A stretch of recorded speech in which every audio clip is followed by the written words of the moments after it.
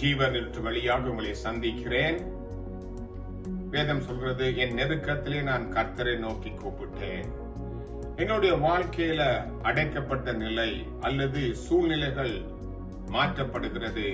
வலதுபுறம் இடதுபுறமும் நாங்கள் திரும்பாத முடியாதபடி எல்லா கதவுகளும் கூடப்பட்ட நிலையில இருக்கும் போது, இந்த சூழ்நிலையில யோனா சொல்கிறான், அவனுடைய வாழ்க்கையில என் நெருக்கத்தில் நான் கர்த்தரை நோக்கி கூப்பிட்டேன், அவர் எனக்கு உத்தரவு அருளினார். நான் பாதாளத்தின் வாயிலிருந்து கூக்குரலிட்டேன், நீர் என் சத்தத்தை கேட்டது. அப்ப நம்முடைய நெருக்கத்திலே கூப்பிடும் போது நம்முடைய சத்தத்தை கேட்கிற நமக்கு ஒரு ஆண்டவர் உண்டு.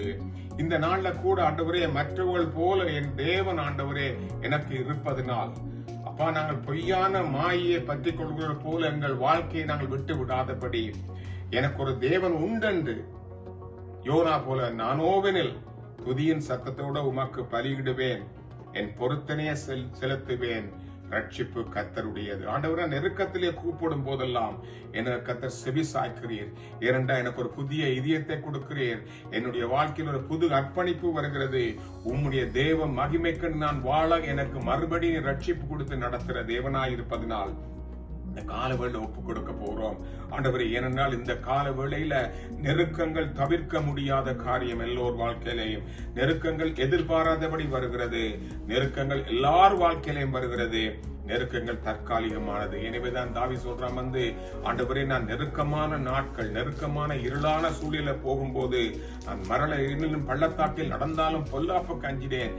தேவரீர், நீர் என்னோட கூட இருக்கிறீர், உடைய கோலும் உடைய தடியும் என்னை தேற்றும் என்று சொன்னபடியினால், அதே சங்கீதக்காரன் சங்கீதம் 18 சொல்றான், எனக்கு நெருக்கம் உண்டான பொழுது நான் அவரை கூப்பிட்டேன், அவர் ஆலயத்திலிருந்து எனக்கு செவி சாய்த்து எனக்கு விடுதலை கொடுத்தவர். நான் ஆராதிக்கிற தேவன் ஜெபத்தை கேட்கிற தேவன். நான் ஆராதிக்கிற தேவன் ஒரு நம்பிக்கை உள்ள தேவன். எங்கள் வாழ்க்கையில நெருக்கங்கள் வரும்போது, துன்பங்கள், பிரச்சனைகள், சூழ்நிலைகள் மாறும் போது, கதவுகள் மூடப்படும் போது, நாம் நம்பி இருக்கிற ஒரே ஒரு தேவன் அவர் ஒருவரே. அவர் நோக்கி கூப்பிடுங்கள். இந்த கால வேளையில உங்கள் நெருக்கங்கள் மாற்றப்படட்டும். அந்த தேவன் உங்களுக்கு புதிய வாழ்க்கையை, புதிய வழிகளை, புதிய கிருபைகளை கொடுப்பாராக. அந்த நம்பிக்கையோட ஜெபிப்போம். தேவன் கிருபை கொடுப்பாராக. கிருபை என்ற நல்ல தகப்பனே, இந்த கால வேளையில இதை கேட்டுக்கொண்டிருக்கிற பிள்ளைகளுக்காக வருகிறேன். ஆண்டவரே, என்னென்ன நெருக்கங்கள் இருக்கிறார்களோ தெரியாது இந்த கால வேளையில. அப்பா, என்ன நெருக்கமா இருந்தாலும், சரீர ஆண்டவரே பலவீனங்கள், குடும்பத்துல பிரச்சனைகள், கணவன் மனைவி உறவுல, வேலை தரத்துல, ஆண்டவரே, இந்த கால வேளையில பிள்ளைகள் மூலம் வரக்கூடிய காரியம் எதுவா இருந்தாலும் நெருக்கம், ஆண்டவரே, என் கர்த்தர் நீ நெருக்கத்தை விடுதலை செய்து விசாலமாக்குற கர்த்தரப்பா.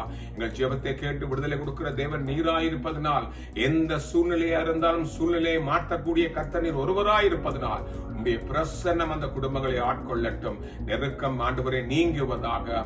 விடுதலை கொடுக்கிற கர்த்தர் கடந்து வருவீராக. மூலம் ஆசீர்வதியும், சமானத்தை கூடும், சந்தோஷத்தை கூடும், உடைய கிருபை சூழ்ந்து கொள்ளட்டும். இயேசுவின் நாமத்தில் ஜெபிக்கிறோம் அருமை பிதாவே. ஆமென்.